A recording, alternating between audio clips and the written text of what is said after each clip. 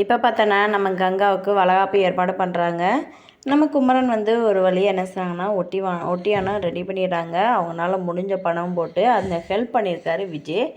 அப்போ வந்து இந்த அவங்களுக்கு வளகாப்பு நடக்கிறப்ப நம்ம குமரன் வந்து இந்த மாதிரி ஒட்டியானம் கொடுக்குறாங்க. எல்லாமே இவ்வளோ கஷ்டப்பட்டு நீங்கள் ரெடி பண்ணீங்களா அப்படின்னு. இல்லை, இதுக்கு ஹெல்ப் பண்ணுறது விஜயோடைய பங்கு இருக்குது அப்படின்னு சொல்கிறாங்க.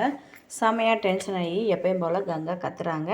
கங்கா கத்தவும் காவேரி வந்து நீ என்ன ஓவராக தான் போகிற, விஜய் நீ என்ன நினச்சிக்கிட்ட, விஜய் என்ன அப்படியே பழகுறாரு, நம்ம குடும்பத்தில் ஒருத்தர் தானே இருக்காரு அப்படின்றாங்க.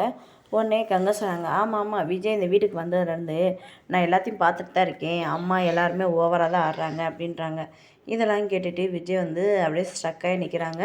உடனே குமரன் வந்து நீங்கள் எதுவும் நினைக்காதீங்க, இவள் அப்படி தான் பேசுவா அப்படின்னு சொல்லிட்டு இது பண்ணுறாங்க. குமரன் வந்து கங்காட்ட சொன்னாங்க, ஏன் கங்கா உனக்கு இந்த மாதிரி இருக்குது, ஏன் தப்பாக நினைக்கிற, நீயும் இவ்வளோ மாதிரி நினைக்கிறியா யமுனா மாதிரி அப்படின்னு சொல்லிட்டு பயங்கரமாக திட்டுறாங்க. யமுனா வந்து எதுக்கு ஏனே இழுக்கிறீங்கன்னு சொல்லிட்டு அவங்க ஒரு பக்கம் சண்டைக்கு வராங்க. வீடியோ பிடிச்சா லைக் பண்ணுங்கள், சப்ஸ்கிரைப் பண்ணுங்கள். தேங்க்யூ.